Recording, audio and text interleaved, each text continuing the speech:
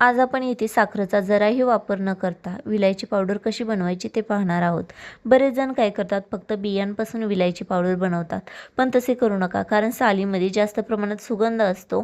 त्यामुळे सालीसकट विलायची पावडर कशी बनवायची ते आज आपण येथे पाहणार आहोत। बरोबर, आपण त्याच्यामध्ये एक असे इन्ग्रेडियंट्स टाकणार आहोत की ज्यामुळे विलायची पावडरचा सुगंध आणखी दुप्पट होईल, तसेच गोड पदार्थामध्ये सुद्धा त्याचा सुगंध आणखी दुप्पट वाटेल। अगदी साधी, सोपी, पटकन होणारी 2 मिनिटात तयार होणारी ही रेसिपी आहे।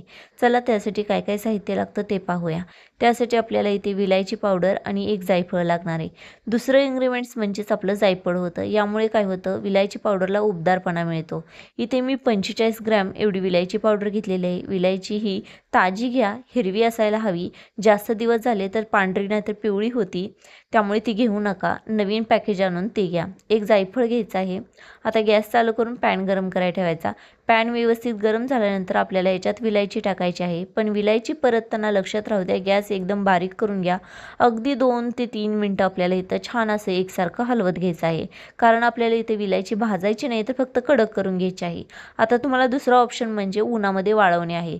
जर तुमच्याकडे ऊन व्यवस्थित येत असेल तर 1 ते 1.5 तासासाठी तुम्ही उन्हामध्ये विलायचीला छान कडक होऊन द्या, नंतर ती पुढच्या प्रोसेससाठी घ्या। पण इथे ना माझ्याकडे ऊन येत नाही, म्हणून मी अशा प्रकारे बनवत आहे।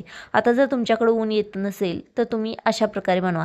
फक्त एक गोष्ट लक्षात राहू द्या की विलायचीचा कलर बदलला नाही पाहिजे, हिरवाच राहिला पाहिजे।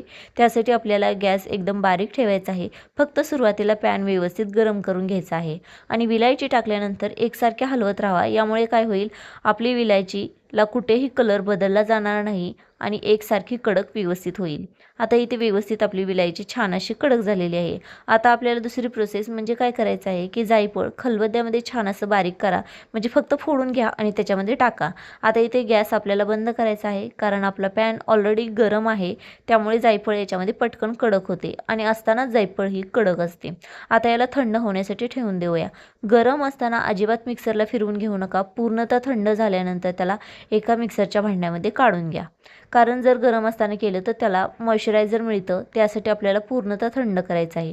छान मिक्सरला फिरवून घेतल्यानंतर छान अशी पावडर बनवून तयार होती।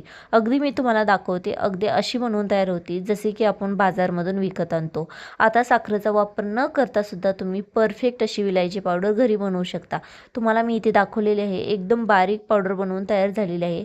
स्टोअर करण्यासाठी एखादी तुमच्याकडे बॉटल असेल किंवा एखादा डब्बा असेल, हवा बंद असायला हवा, त्याच्यामध्ये ह्याला स्टोअर करून घ्या। इथे माझ्याकडे काचेचा होते, त्यामध्ये मी पूर्ण विलायची पावडर टाकून घेणार आहे। असे केल्यामुळे काय होतं की त्याच्यामध्ये हवा जात नाहीये आणि तुम्ही जेव्हा यूज करताना तेव्हा लक्षात राहू द्या की त्याच्यामध्ये ओला चमचा घालू नका, नाहीतर त्याला जाळी लागते। त्यासाठी स्टोअर करण्यासाठी तुम्ही एकदम पॅकेज असणारे त्याला लावून घ्या आणि एकदम त्यात ओलं काहीही घालू नका। परफेक्ट अशी ही विलायची पावडर 5 ते 6 महिने व्यवस्थित चालते। आता तुम्हाला ही व्हिडिओ कसा वाटला मला कमेंट्सद्वारे नक्की सांगा। आवडला तर लाईक, शेअर आणि सबस्क्राईब